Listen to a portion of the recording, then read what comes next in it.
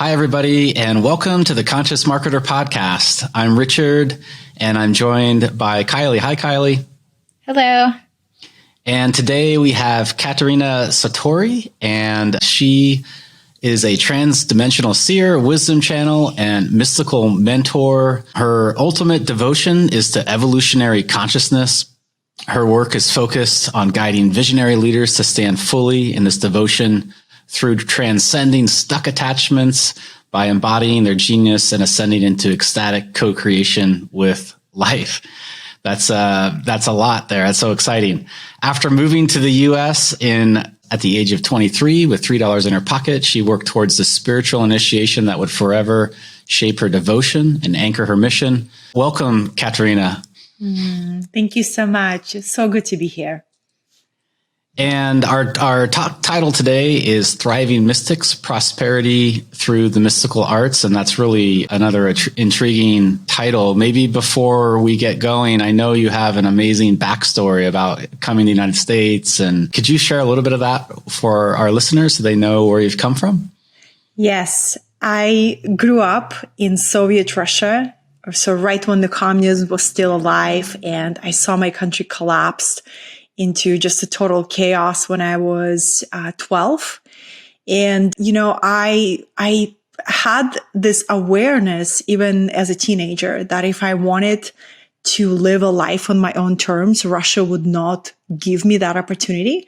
That was before internet. That was before internet making so many opportunities available, right? And I was always drawn to English. English came to me as a remembrance, and I was raised by a single mother who always worked really hard labor jobs. So my mom, I saw an image of my mom just sacrificing her health and just spending hours in the cold and washing metal bins on the factory. So when I saw that, I made a decision to never rely on my body to provide for myself. And I wanted to develop my mind and to use my mind to provide for me. And the very first step was to learn a language that I could speak in any country in the world. And it was English. So all of that I figured out, before the age of 12. And I started volunteering. I also had this awareness: if you seek opportunities to help somebody, opportunities come your way that open the doors for you. And right in 1990s, we had the opening. Russia opened its doors to other countries and other influences, and all these missionaries flooded former Soviet Union, bringing the message of Jesus and the Bible, and the country was starved for spirituality. Right? It was there was no spirituality for 60 years, right? Communism regime. So, and all these missionaries came, and they all were English speakers, and I had a good command of English. So I began volunteering at local spiritual events. And that's how I progressively learned my English. And my journey to US, I just knew that I wanted to see that country after meeting so many Americans and Canadians and Australians. Anybody who was from the West had a progressive mind, they looked at their opportunities and their life very differently than somebody from Soviet Union. So intuitively, I wanted to see the country. I wanted to be around that energy of freedom and entrepreneurial energy, even though at that time I didn't know how to call that, but I could sense it. So, your wish is my command, the universe says. At that point, I had a wish, and I had a prayer, and I held an intention. And to make this story short, life gave me an opportunity to come to US, and I came as a visitor, as a tourist. Because a couple of my professors in my college, they gave me an opportunity to come and visit with them and to support them with their children as a nanny. So I came, and of course, after I saw the country and how people live and how people think, I knew I only have two choices: to go back to Russia and get really depressed because, like I saw what's possible and now I go back to this limited paradigm of life. I knew that this would not work for me, or find a way to come back and find a way to build my life here. So the second opportunity came to me 3 years later when I was studying in my second college, and they had this program called Student Exchange Program where you could apply for a low paying jobs in US, kind of like housekeeping or hostessing or waitressing. And you come for the very, very busy season. And you work those entry-level jobs and you save money to pay for your college in Europe. So I applied and I put everything on the line because it's not like a free opportunity. You had to pay for that opportunity. So I scrapped every single resource that I had and I put it all on the line. And, thinking that they would give me visa because the first time I returned from US and I was denied. And I was at the point of, making a decision to either stop and say, well, I got denied. Oops, just gonna go lick my wounds and cry in a corner. Or I have a second choice and to go to a different consulate and apply again. And another consulate was all the way across Russia. And if you know how huge Russia is, to go from one part of the country to another, it's 9 hours by plane. I was a poor student at that time. I had no money for plane. We didn't have credit cards. It's like there's nobody to ask. But I did have enough to take a train. So I took a train, the Trans-Siberian train that goes all the way from Russia, 6.5 days. And I got there and I went to the consulate and I asked for support from my old mentor and I was approved. So I had 24 hours to, So it was really easy to get the approval, right? No, I'm just joking. Oh yeah, so easy. I had to pull a lot of things forward, and it was, the beauty of that story, it was my heroine's journey, and it was like obstacle, opportunity. And it was like my higher self was giving me so many lessons. Like, this is how you create your reality. You ask, opportunity is given to you, but then opportunity also comes obstacle to test your resilience and your faith and your mindset and your determination. So here I am, I am on my flight to Alaska, where my job was waiting for me as a housekeeper. And I'm flying and I'm arriving to Juneau, not realizing I have to take one more flight. And with trembling hands, I'm asking how much is the flight? And it was $127 to go from Juneau to this small town where my job is. I'm counting with trembling hands and I'm realizing I have just enough to buy this ticket, but what I have left is $3. That's it. And unless I sell a kidney in the airport, that's it. No credit card, nobody to call, right? My family can't help. And so I just say, thank you, God. I was deeply spiritual at that time. I had a deep connection with God. And I said, thank you, God. If you brought me to this point, you will not abandon me at the point of I'm about to get to the States, my promised land. I see you. So total immigrant story, So I arrived there and I walk from the airport to my little place. It's like a small town with one grocery store. I have a place to stay, but that was my beginning, and then my employee, my employee was I know the angels can enter people and literally do miracles through ordinary people, because he looked at me, he kind of sized me up. He's like, oh, you're the first international student who came. He's like, come, I'll buy you a meal. So immediately a meal was provided for me, right? Because I was saving crackers on the plane, not knowing where I'm going to eat next, right? And he's like, oh, I'll buy you a meal. Come. I'm like, like not trying to show too much excitement, but I'm like, oh, thank you. Thank you very much. Because Russians were very prideful and very especially Russian women, very proper and very like sense of dignity. Don't show that you're starving. So I'm like, oh, it would be lovely. Yes, I will accept that offer. And then in the conversation with me, he found out that, I literally had $3 to my name. And he's like, well, you do realize your first paycheck is going to be in 2 weeks. So I'm going to give you $200 and you'll pay me back with your paycheck. And welcome to the team. And, I held back my tears because universe was showing me how it works, how every step of courage, we're giving the support, but we gotta receive that support with humility. And we gotta trust every step of the way. It's not like, here's the red carpet, you answered the call of your destiny and everything is just, no, here's the path. And sometimes there's raccoons on the path, and sometimes there is hunger, and sometimes you really don't know what's going to happen, but you're going to get there. Keep trusting your path. So that was my beginning. And I was cleaning rooms. That's my start in the United States, cleaning hotel rooms. I was surviving on oatmeal and apples and saltine crackers for 2 weeks. That was my diet. That's literally all I could afford. But I lost a lot of weight and I got really fit. I was like, wow, look at that body. I have not seen myself this lean. So that was me. That was my entrance to United States at the age of 23.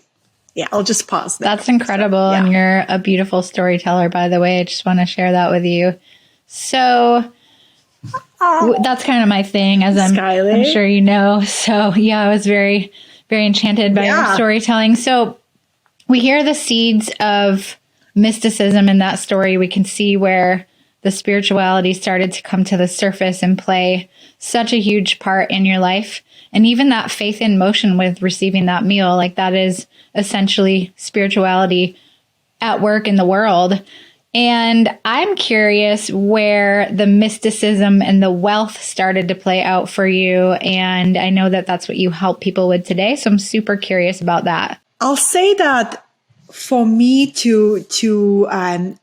there was 10 years of me actively searching for my true path in life and my calling when I was in the US. And my very first client asked me to work with him and hired me. And I started as a health coach because that's what I was really into. And then my message just kept reinventing and going deeper and deeper and deeper. I started as a closeted mystic. Kylie, absolutely. My mystical self was tucked away. People could sense the energy and the spirit, but I did not lead with it. I led with health coaching. Then I went into relationship coaching. Then I went to a little bit of business coaching, and I just kept and then I remember there was a moment where spirit started really asking me to, it's time. It's time for you to really reveal the depth of your soul and this mystical gifts that you carry. And I remember I just came out of my spiritual closet and I began speaking archetypes, sacred contracts, soul mission. And it was like Moses parting the sea. My community finally, they're like, whoa, that's what you're here to teach. And people start really listening and paying attention. And I remember I led my very first retreat. It was Soul Leadership Retreat. And that was also activation of, I saw the power of actually working with people in person. So that was 2015, where I let my mystic out of the spiritual closet that was held there for a while. And then I began to really allow that and speak more and more in those topics. And then my allies came on board. And it was a gradual process, but the more I would allow my true message, and the way I would ask myself this, I would be like, Katerina, if you had 30 days to live and you have 100 people in front of you, on the edges of their seat, wanting to hear, what are you going to teach? What would you teach? And I kept coming back. Soul awakening, soul mission, soul ascension. It was all about the soul, right? And then I was going through progressive Kundalini awakenings myself. It was like layered and layered ascension process. And then I started accessing my timelines, my past life memories, and they were all related to being a philosopher, being a mystical scholar, being a teacher of these mystical arts. So it was just how English came to me as a remembrance as a teenager. Like I felt like I was plugging into these circuits of memory, of this multidimensional memory, and these ancient skills would come online. And my student archetype is very strong. So I study all the time, every single free moment. I'm always with the book, meditation, study, constantly study. So I feel like I was expanding my vocabulary, finding the modern terms to explain this deep mysticism currents that would spontaneously awaken in me. And every year I would become braver and braver, because every year my community would be like, oops, here she goes again, ascended masters this year. Okay, here comes, wow, goddess transmission is coming next. And I would progressively come out with these deep mystical topics. And now I stand in it. And now I'm able to really speak the language to my fellow mystics, because what I see, the modern mystic does not have that luxury to be hidden away in some caves. Modern mystic is a visible archetype that is an archetype of a life lighthouse. And what I often share with mystics, what's the point of a lighthouse if you never turn the light on? You got to turn that light on. And because people are drawn to your vibration and to these tools that you've been going through and collecting, people really, really need that level of work and support. So let me help you actually prosper through your mystical gifts. So everything came full picture, Kylie. All of my trainings in business, in the marketing, and in like self-mastery, all coming together.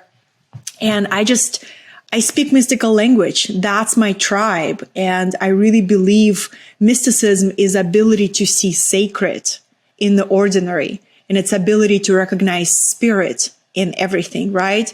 And people crave that. People crave that, something super conscious and beyond ordinary state of consciousness, so they can engage in reality in a completely unique way. So Katerina, I know a lot of people are listening and they might be living two lives. They might, have this meditation practice and they're maybe afraid to, I call it kind of spiritual coming out, like to show their full gifts. And I know you made that transition. I'm wondering for our listeners, if somebody's kind of on the edge of like, well, is it safe to share this? Or I'm in this job and I'm not sure. What would you tell that person? How should they go about it, or how should they make that leap or make that transition? If they want to feel truly alive and on fire with the mission that is choosing them, it's time to transcend that conversation of safety. Is it safe? Is it not safe? It's time to come alive with the soul of your mission. And that will feel like risk. It will feel like uncertainty, but it also will feel like a giant liberation, because there has never been a more receptive field of collective. People are actually so receptive to all things spiritual and mystical. They crave it. And I often share to my fellow mystic, this is probably the most sovereign lifetime you have ever lived. This is a lifetime where you are not actively being killed, persecuted, shamed, stunned, at least in the Western world. So don't count on having such level of sovereignty again, use this opportunity. So that's how I approach it. Like, really see it as a great opportunity. Don't miss this window. The worst feeling for my heart is the feeling of regret.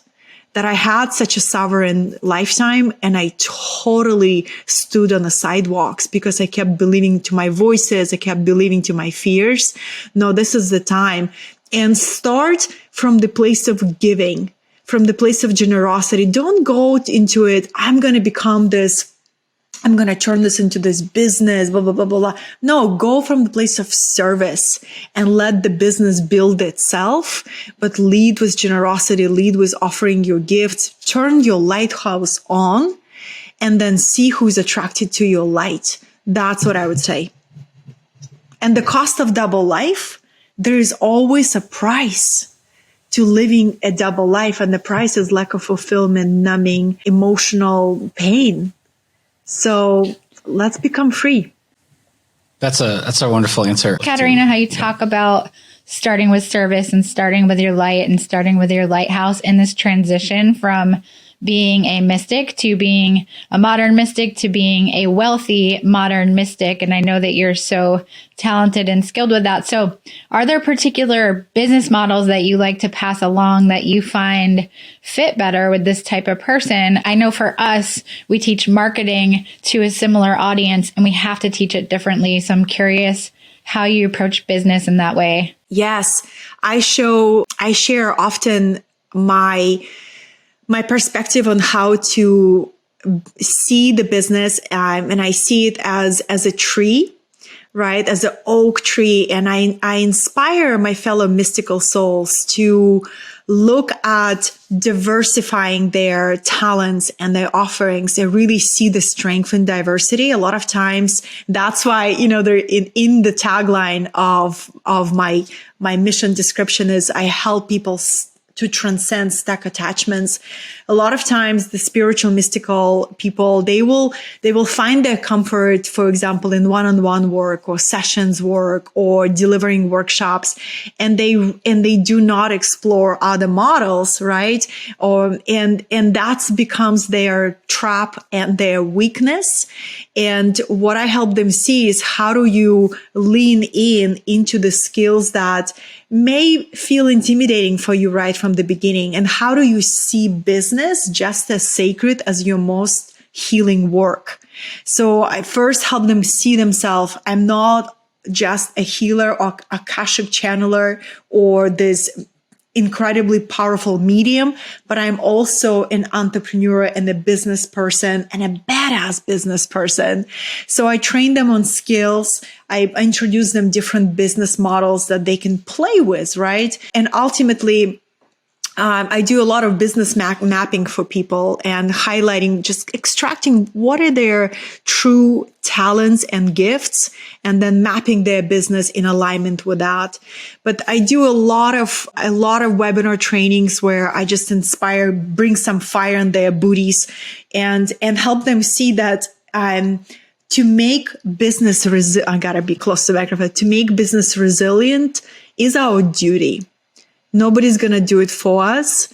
And, I think that's my background growing up with so much instability. One thing I could count living in Russia and growing up in Russia, that you could never have any certainty what's going to come tomorrow. So you were prepared for everything, right? And that's what I want. That's what I encourage my mystical leaders and healers and teachers. We got to be prepared for everything. And it's a strength in preparation, strength in our mastery. So that's what I do. I give them inspiration to codify their wisdom. It is so painful for me to see somebody who stands in the 50 years of mastery, whether it's they teach shamanic healing or they teach Akashic healing, and they never created a single curriculum, and they never put their ideas and their tools and their rituals. When they die, their work dies with them unless they, trained some students, but very few of them do. And that's my way of like going in and helping them see the preciousness of their wisdom and how it needs to be codified. It needs to be packaged though. So I bring Kajabi education. I'm really, really strong in Kajabi. And I've been a Kajabi hero for many, many I got a few badges, let's just say that, in Kajabi. So I really believe in that, of taking your knowledge and cloaking it in digital way. And I really see that we live in a digital legacy, right? Look at Bob Proctor, who just crossed, and that man did his job well. He left the university. He left so many packaged materials, right? That his legacy going to live on 100, 200, maybe 300 years. Who knows? And why not us? Why not us package our wisdom, codify it, and scale our work? Because a lot of times, let's just go into that. Like, I will speak truth to them. How many healers you know who healed to the point, using their physical energy, to the point they took on illness of their clients? I know quite a few. And instead, they could teach people how to heal themselves. And you do it more effectively by codifying your wisdom again and put your process into curriculum. Don't just run every single client through your body. It's exhausting, it's unsustainable, and you get a burnout. And when a healer goes through a burnout, a lot of times they can't even come back from it. Or the same thing as a teacher, where you just had enough. You're like, I am just so burned out from service work. I can't show up. And what a waste to have a skilled, tapped in, mystical leader going through a burnout. We just lost the warrior. And so this is my approach, to help them see that and become really real, and then do the work of actually mastering technology, mastering your sense of self-worth, opening up the spaces for like a high level client work. And that's my approach, Kylie.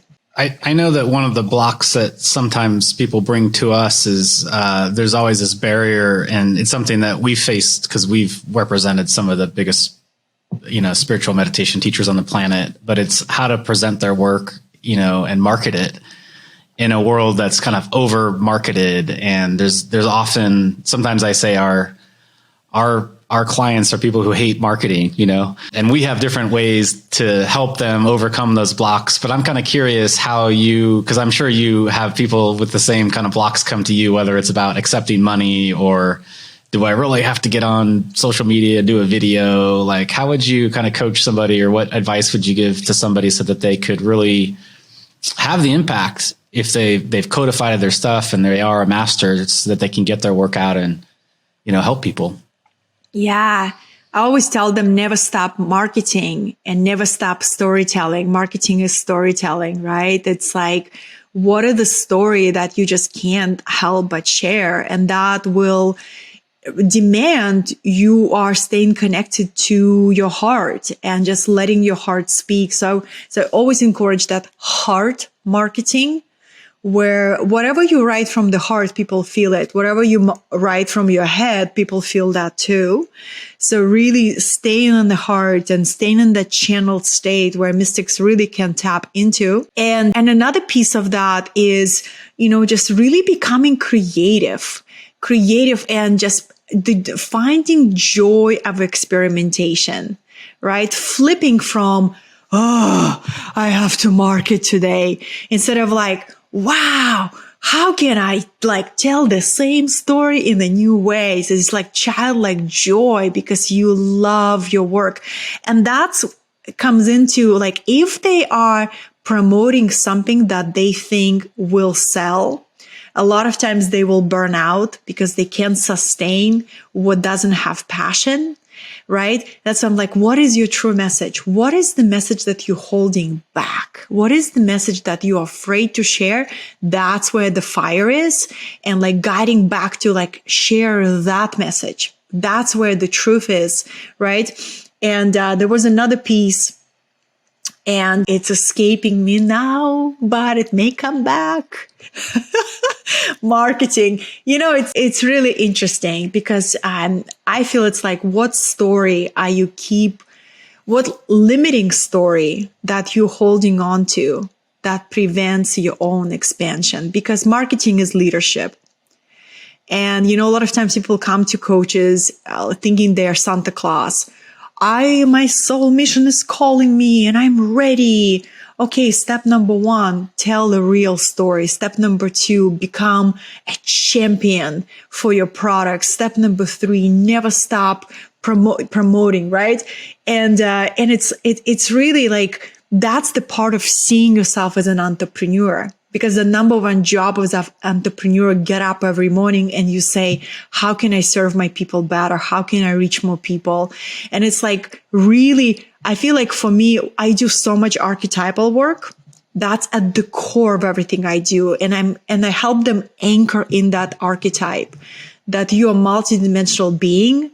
Archetypes are like vehicles. Today I'm going to drive this archetype. Step into them and learn to drive them. And then it becomes exciting. It becomes, like this beautiful game of consciousness, and you can find the joy, like I feel like the moment they link marketing, sales, visibility is just as sacred as channeling, mediumship, healing work. There is no separation. Then they will approach it with the same level of reverence. And I also blend ritual philosophy. And I say, what if you really stand in this oneness consciousness as you believe you do, then everything you do is an offering to the divine. That Facebook post, that is an offering to the divine, right? That newsletter, offering to the divine. So then the energetics begin to run, because you see everything as bhakti, that energy of devotion to your heart, right? And not just like, oh, have resistance to this task. No, you begin to love all of it, because I don't remember a time in history where we have so much access to global community. I remember reading the story of Wayne Dyer, where every book that he would write, he would have to hustle so hard to go on every radio station and speak and promote his books. Now we publish a live stream video and we can reach global community, right? So I just feel like awaken your spiritual hustle. It is important. Embrace that archetype. That's another archetype, like a spiritual hustler. I have that one strong, but it's a playful archetype. It's not like this hustle just because you don't feel any security. Your security comes from within. You know where your abundance comes through, right? But you love that dynamic, creative engagement with the quantum field. You love playing with possibility. That's spiritual hustle for me. And you know that all outcomes are guided by grace. So you're not wrapped up in the outcomes. Everything is just driven by joy and playfulness.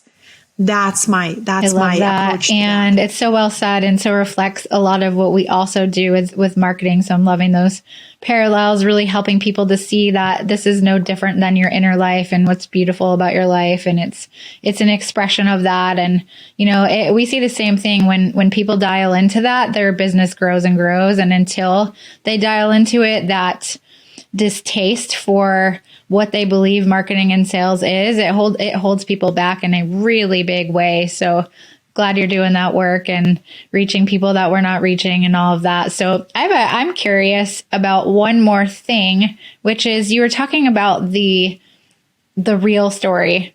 And of course that caught my attention because I love stories, but I'm sure I know this from my own work.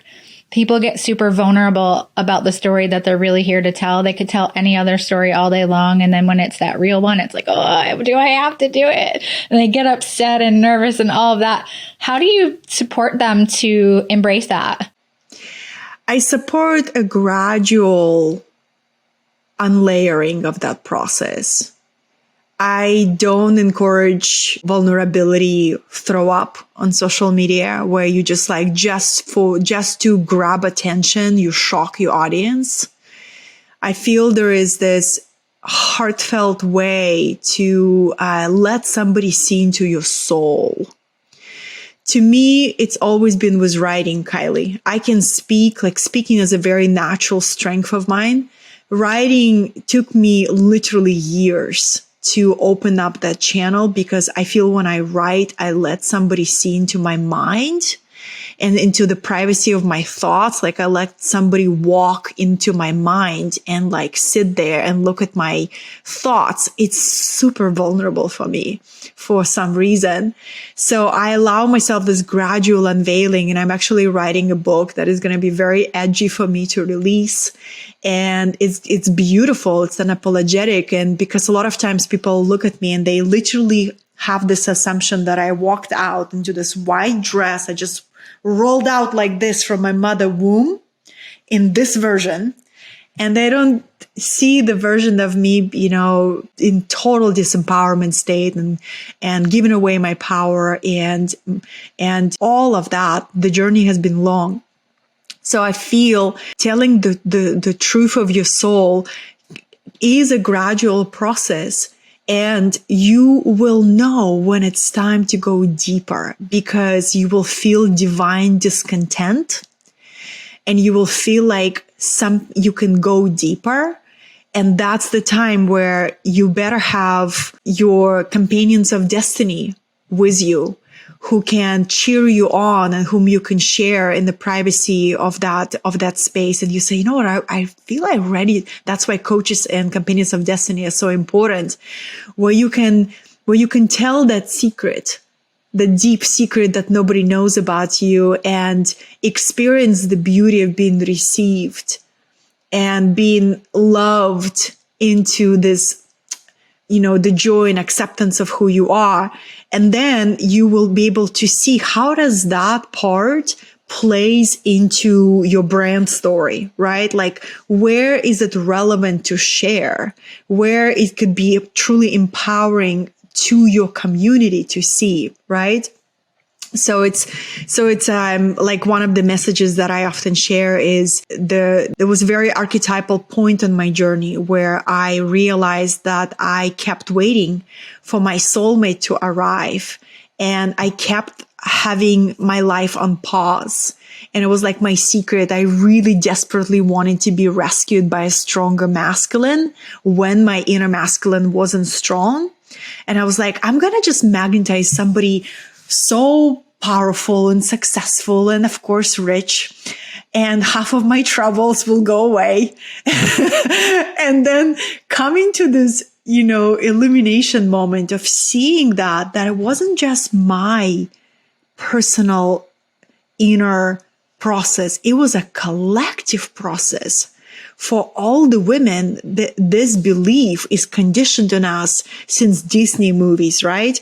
So I began to tell that story and tell the story how, you know, there were times where I was considering having a sugar daddy, and like all of my experiences was that, and just, you know, just giving away my sexual power, my power of looks, power of like my ability to attract the masculine, all these shadow energies. There was a time, a space where I revealed the story of me being an addict for 2 years, fully functional addict, you know, like hiding this addict personality where nobody knew, no one in my life. And I was slowly dying inside. You know, that story, I had to become strong to be able to tell that story without collapsing into it. And that was a gradual growth. So there is always deeper layers. There is always deeper layers. And it takes so much courage and also wisdom, you know, intention. Why are you telling that story? You know, how many times on Facebook I see people using vulnerability for shock and to attract attention, and you can see it from a miles. And you know they're doing it very consciously, right? And you're like, oh my God, here we go again. Versus when you read somebody's story where they're letting you see into their soul, you feel that too. And that is a story told with wisdom, with intention, and from a place of deep grounding, anchoring from your wholeness, where you're not trying to prove, you're not trying to shock, you are simply sharing from the place of deep inner wholeness. That is felt. Yeah, that was super powerful. I loved everything you said there. And what I sense with you is that you're really, I guess this is the mystic's realm. Yeah, you're a master of energy, but marketing is energy. You're putting energy out. And so if that energy, the intention behind the energy is off, the words can be the same with two different people. And people nowadays can get it, especially with video, they know. Great. Thank you. I received that. I so deeply received that, Richard. And video, when Kylie was asking me when was the mysticism and wealth and prosperity really came online, I embraced video with my full heart. And I've done over 500 live streams. That's how I built my entire community on Facebook. Now I use a different approach. I really focus on YouTube right now and Instagram, but my community was on Facebook, and I just love the intimacy that video can give you. And when you truly, I never ever called my people followers. I always address them as my community. I don't need anybody to follow me. That's the last thing I want. I want people to feel as a part of my community, right? And they're my online circle. And that's how I always approach them. And people really feel that. And everything is by invitation, right? So, you've built a real community when you take 30 days to go on sabbatical and people really miss you, right? People really wait for you to come back and share your experiences. And that's also what I inspire my mystical people to see that. Turn on your lighthouse and build a community and serve the community. That's how it's been done in ancient times, when we would gather by the fire and tell stories and support each other. That's what it will always be in demand in any economy, is real community, real connection, real energy. Yeah, well, Katerina, thank you so much for being on the Conscious Marketer podcast and for sharing your deep, wise wisdom. I am part of your community. I'm not a follower. I'm part of your community. And so it's super exciting to have you here, and you've given so much value to our audience. Just want to say a big thank you to you. For those who may want to continue working with you, can you maybe share a little bit about how they can get in touch with you, maybe your website and where they can find you? Yeah. So it's very easy to search me. It's KaterinaSatori.com. All my social media channels are Katerina Satori. So just search my name. Is it okay if I give away free gift? Sure. Yeah. I just finished. I'm going to give it away probably in 2 weeks, but they can have early access. Your listeners can have early access.